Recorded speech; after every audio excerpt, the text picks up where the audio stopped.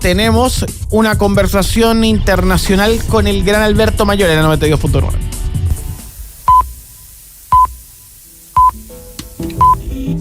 La mejor conversación y las ideas más relevantes. Esto es el panelazo de www.copano.news. En La Clave 92.9.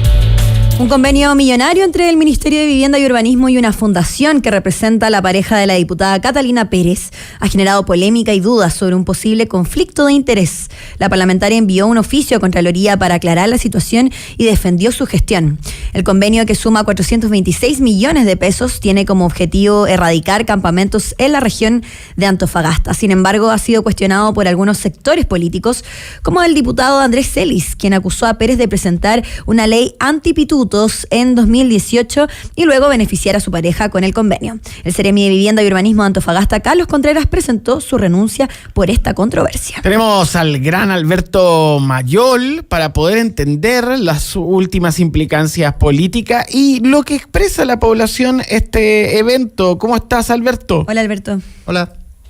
¿Qué tal? ¿Cómo están ustedes? Un gusto saludarles. Oye, un placer escucharte desde las Europas. Primero, Catalina Pérez como personaje en torno a tu experiencia y tu mirada, me parece relevante escuchar.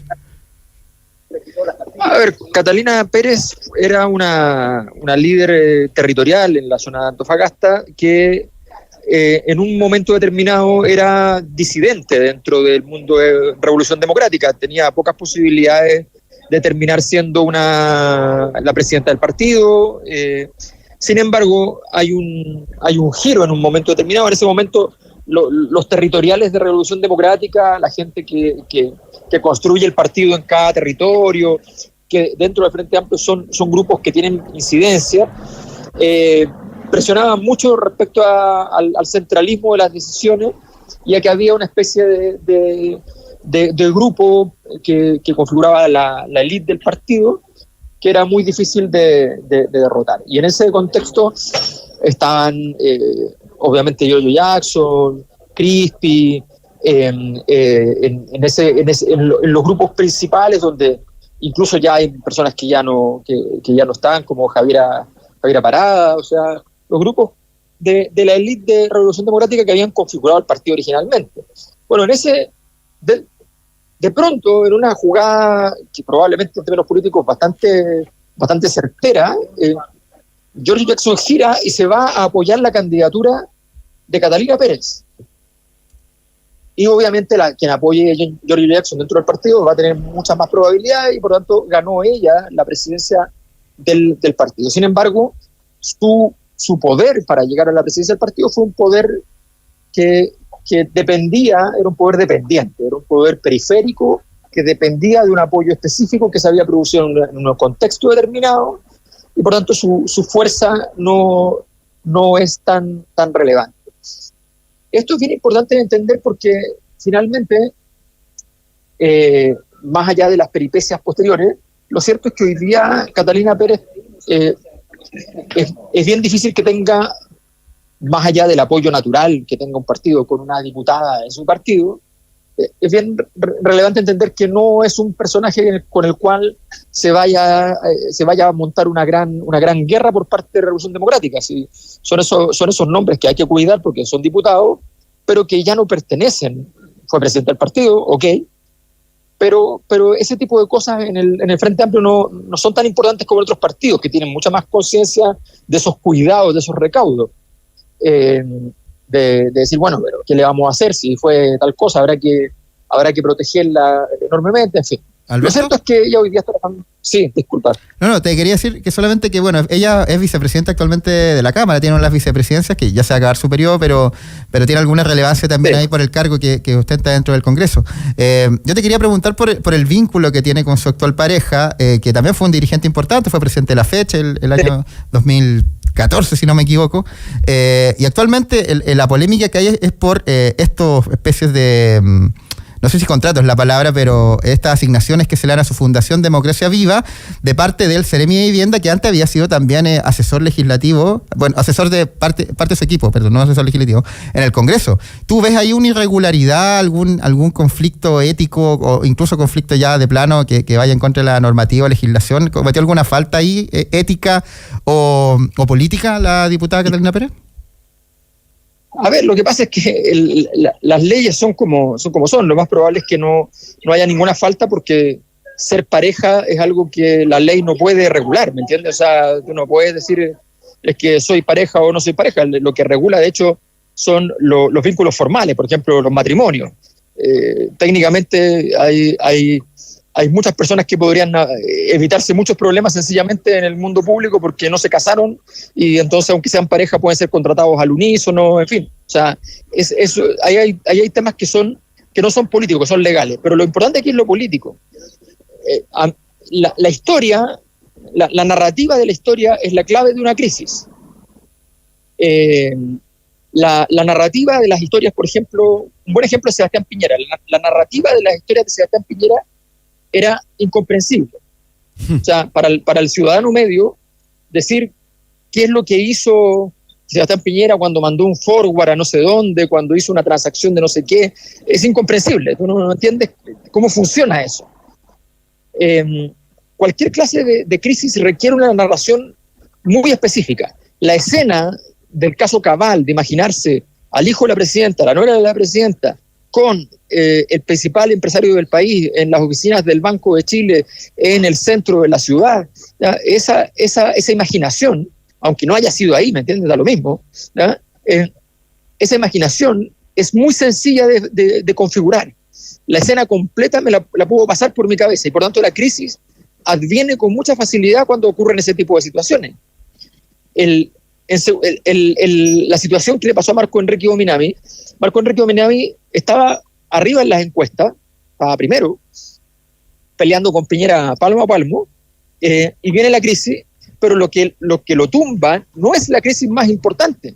Lo que lo tumba es el tema del avión, porque el avión es también una crisis que se dibuja fácil, se entiende fácil. Claro.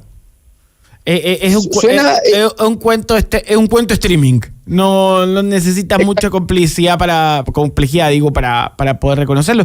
Y no puedo dejar de preguntarte, gracias Alberto Mayor por estar en esta mañana de lunes con nosotros, pensando en las últimas noticias respecto al podcast de emergencia que sacó La Cosa Nostra el día viernes sobre el diputado Mellado, y las narrativas me parecen súper interesantes, porque lo que parece ser algo evidentemente de seguridad nacional, que bajo todo punto de vista puede ser tomado comunicacionalmente a favor del gobierno, termina diluyéndose. Que el tema de Mellado y la gravedad de su acto al derechamente espiar al presidente y disponibilizarlo para un grupo de personas.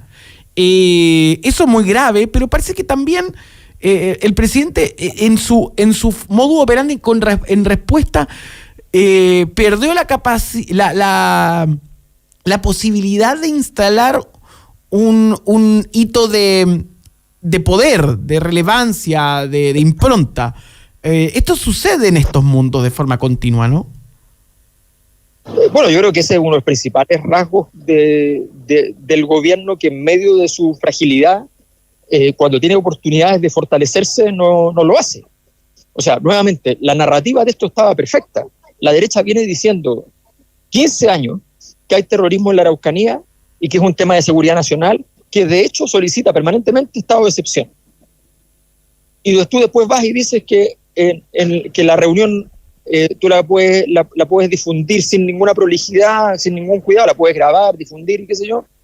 Aunque tú permanentemente estás diciendo que ese es un tema de seguridad nacional, en circunstancias que si tú expones un tema de seguridad nacional sin una mediación institucional para evaluar cómo se va a comunicar aquello, puede ser que entonces, si tú dices que hay terrorismo, que los terroristas vayan a usar esa información a su favor.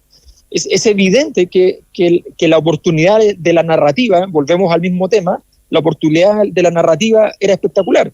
La narrativa de Catalina Pérez se arma con la existencia de su pareja. Esa es la clave. aquí la narrativa se arma fácilmente porque sencillamente este diputado hizo una escena que todos nos podemos imaginar, que es una escena que probablemente mucha gente ha cursado, ha hecho, pero que se entiende que hay un acto de mala intención, por un lado, y de riesgo, por el otro, sobre todo por el tema que se estaba tratando. Cuando se trata de una conversación con el presidente, uno no va donde el presidente pensando, oye, le voy a grabar la conversación a ver qué dice. Es muy de mala fe, y es un acto, además, que propicia al menos un análisis respecto a los riesgos que supone. Bueno, no, el gobierno decidió mantenerlo en el espacio de la fiscalía, para que se entienda, cuando la investigación está en fiscalía, no hay nadie que vaya apuntalando la investigación como parte interesada para que funcione. Está en fiscalía y ya está. Se investigará en los tiempos que se pueda y cuando se pueda. Depende de lo que haga cada uno. Entonces, la verdad es que creo que el gobierno pierde una oportunidad es increíble, porque la derecha lo que tendría que haber hecho es lo que hizo Sandón, que es entregar al diputado. Sí. Decir, oye, no, sáquenlo. Pero todo eso, Alberto, también se vio un poco nublado en el marco de las comunicaciones, nuevamente, de lo que el presidente le tira las orejas, podríamos decir, al ministro de Cultura respecto a la feria de Frankfurt. ¿Va vinculado? Sí, por supuesto, porque en el fondo, esa es una situación que en términos administrativos era un poco más complicada, porque el momento en que se tomó la decisión era un momento de cambio de ministro. No sabemos realmente quién tomó la decisión, en qué se puede haber cursado en un instante, pero haber tomado la decisión antes. No sabemos muy bien la historia. Y también tiene un factor, que permítame, Alberto, también tiene un factor. La verdad, esto es muy duro para el mundo cultural, pero nadie manejaba hasta la nota ex ante que era la feria de Frankfurt. Sí, no, evidentemente. No es nadie experto, pero el microclima de la editorial, todo bien, yo lo respeto, pero en el mundo, o sea, en la conversación del día a día, la feria de Frankfurt no está. No, claro, pero fíjate que hay un problema para el presidente. El presidente había construido sistemáticamente y de modo honesto, porque además es algo que es verdad, su posicionamiento como una autoridad que además lee, que es un lector. Fue un lector, sí. Y entonces es incoherente. Nuevamente volvemos a que tú tienes que tener una narrativa que sea comprensible, que sea lineal. Es como cuando tú realmente, si tú vas a un juicio, pero tu caso es muy complicado, tú tienes que simplificarlo, tienes que ir en línea recta, decir, mira, esto funciona así, esta es la historia, ¿ya? Sencillita. Bueno, esta historia no es sencilla, porque no entiendo por qué el presidente, que le gustan tanto los libros, ¿ya?, puede instruir en su gobierno que no se vaya a la principal feria del libro como país. Alberto Mayol, y esta expresión, crisis narrativa. Un abrazo, Alberto, muchas gracias por compartir con nosotros la mañana del lunes. Hasta luego. Chao, Alberto, que estés bien. Chau, espectacular.